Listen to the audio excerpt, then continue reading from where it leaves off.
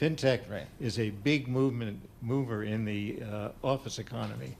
The other issue that people don't realize is the tech companies start out very small.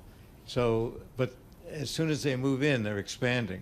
We started what we called a Durst Ready, which allows tenants to move right in, small space, short-term leases, and most of them stay and expand. Some don't work out, obviously, but it's the new companies, the new industries that are really growing in New York. The older industries Right. are just not growing, and that's not an issue. So I guess what I've learned about the commercial real estate market over the last several years, and I've learned, exponentially what I knew before, is that if you have A quality buildings, and like the Bloomberg building here is an A quality building, if not A plus, fine. Your leased, your occupancies are great. But if you're anything less, B or C, those are challenging, and those are some that people are concerned about the values, concerned about the debt associated with those buildings. How do you see that part of the New York market, the B and C level? The B levels, it really depends on the ownership and what they've done. We have buildings, I would consider it A minus, not Okay. B. Okay. But the first building we built at 655 3rd Avenue, when we built it, it was 200 East 42nd Street, but preferences for addresses changed, so it's now a 3rd Avenue address. It was vacated to about 40% 2 years ago. It's now 80% leased. And as I said, it was built in, if I didn't say it, 1955. Wow. And we keep investing in our buildings, keep modernizing them, and that way we add tenants or keep tenants. So when we talk about in a macro sense, the Fed's going to lower rates, etc., what does that mean to you when you're already in a position where your buildings are mostly occupied, you can raise your rents? What does that mean?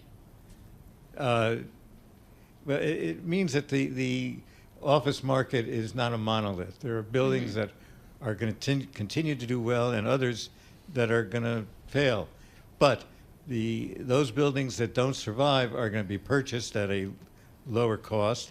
People are going to invest in them, and they're going to come back because the office market is continuing to grow and expand. We leased 1 million square feet last year, which is the highest we've leased in the past 6 years. So the office market is good. There are buildings that, because mostly interest rates, when interest rates triple, I think, close to triple, the values go down.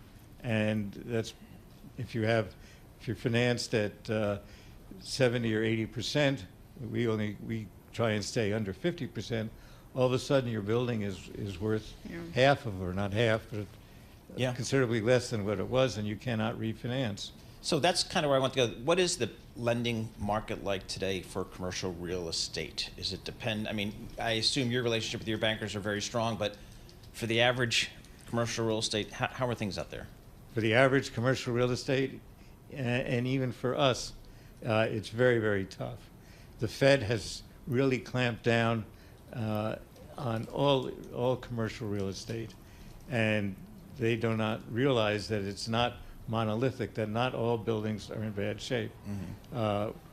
We had to struggle for some of our loans to not let me not put it that way. We had to really push to get our loans renewed. Right.